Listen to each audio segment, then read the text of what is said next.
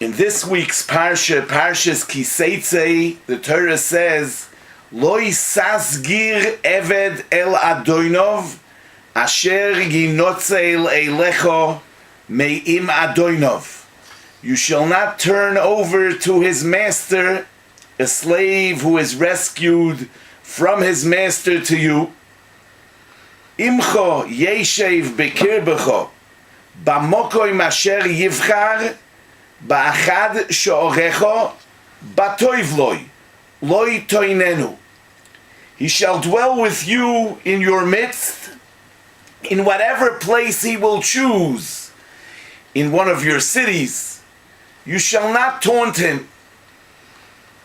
The Torah telling us that if a slave escapes from his master, we shall not turn him in.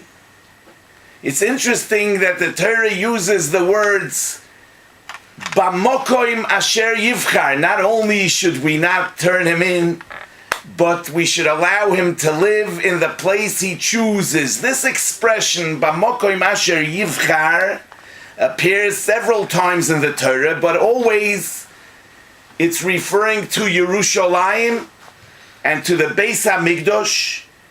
And the Bamokoim asher yivchar, the place he chooses, is referring to the Rabbi Shalom, the place that Hashem chooses as his place for the Shekhinah to dwell.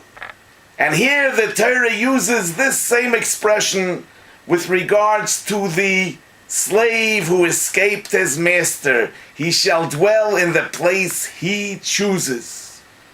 Actually, the only place the Torah uses this phrase, Bamokoim asher yivchar, with regards to a human being, is here with regards to an Eved, a slave, a Gentile slave who escapes his master. What's the meaning and significance of the Torah using this phrase, these words, that it usually uses with regards to Hashem, and here uses it in the context of a slave who escaped his master? Earlier in this parsha, we have a posik, V'chiyiyeh bo'ish chet mishpat moves, v'soliso oisoi al eitz, loisolin nivlosoi al hoetz, ki kovoer sikverenu bayoim ahu, ki kilalas eloikim tolui, v'loi setame es admoscho, asher Hashem eloikecho noisein lecho nachlo. If a man shall have committed a sin whose judgment is death, he shall be put to death, and you shall hang him on a gallows. You shall not leave his body overnight on a gallows. Rather, you should bury him on that day. For a hanging person is a curse of God. Ki kilalas eloikim tolui. Why is a hanging person a curse of God? Says Rashi, since a human being is created in the image of God, the hanging body is disgraceful to God himself. And Rashi adds that it could be likened to a twin brother of a king who's a bandit and is hanged for his crimes. People who see his body think it's the king. Kilalas Eloikim, Rashi says, Kol klolo shebemikro, hu loshen hokel vezilzul, kemoi v'hu kilalani klolo nimretzes.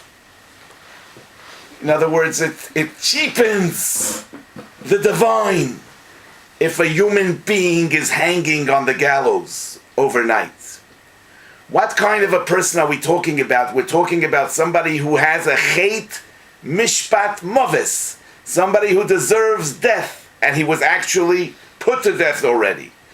But he still represents the image of God. And what's disgraceful to him is disgraceful to God himself. A ganev, a thief, who can't pay for his geneva, the Torah says in Parshas Mishpatim, im ein loy, if he doesn't have money to pay, v'nimkar b'gnevasoi, he's sold as a slave in order that he can pay the money he owes. Says the Torah, however, loy yimochru mimkeres oved, he shall not be sold in the manner of a slave. As Rashi says, Sheloya midenu besimto al even hamekach. He shouldn't be sold on the auction block. As the Rambam says in Hilchas Avodim, Einoi nimkar elo betzino v'derech kovoid. He should be sold discreetly, with dignity. Even the dignity, the kavod, the honor of the thief needs to be taken into account. Ki yignoiv ish shor oiseh utvachoi oy mechoroi. If somebody steals an ox or sheep, utvachoi oy mechoroi, he slaughtered it or sold it, the halacha is, as the Torah says in Parshas Mishpatim, chamisho bokor yishalem tachas hashor. He pays 5 times the value of the shor, of the ox, the arba tzoin tachas aseh, 4 times the value of the sheep. Why the difference between the shor and the seh? Says Rabbi Yochanan ben Zakkai in Masechtes Bava Kama, Boyu re'ei, come and see kamo godol kvoid habriyos, how important the dignity of man is to the Rabbeinu Shalom. Shor sheholach beraglov, the ox that went on its own feet, chamisha, the thief has to pay 5 times its value. However, say shehir kivoy al kseifov, the sheep that he carried on his shoulders, he pays only arba. As Rashi says, chasa mokoim al kvoidon shel briyos. Since when he carries the seh, he embarrassed himself. So we discount his payment. He doesn't pay 5 times the value, who only pays 4 times the value. Now, whose honor, whose dignity are we talking about? We're talking about a petty thief who went and stole from somebody's farm a shor or a seh. We still worry about his embarrassment. He carried it on his shoulders. Who embarrassed him? He embarrassed himself. But nevertheless, we discount his payment because he already paid with his loss of dignity. So also we see in Parshas Kedoshim, Ish asher yitein shchovtoi bebehemo mois yumos, ve'es habehemo ta'aroigu, a man that lies with an animal, we kill not only him but also the animal. Says the Gemara in Masechtes Sanhedrin, im odom choto behemo machoto, what sin did the animal do? Elo kadei sheloi tehei behemo iveres bashuk ve'yoimru zoi hi sheniskal ploini al yodo. In order that the behemoth shouldn't be walking in the street and people will say, this behemoth is the behemoth that this person was killed for. So even the ish asher yitein eshchoftoi babehemo, the Torah cares about his dignity. In Parshas Bolok, the angel says to Bilam, ulai notiso miponoi, ki ato gam oischo horakti v'oiso hechyesi. The donkey saw me and turned away from me these 3 times. Had it not turned away from me, I would now even have killed you and let it live. But now I will not let the donkey live. Why?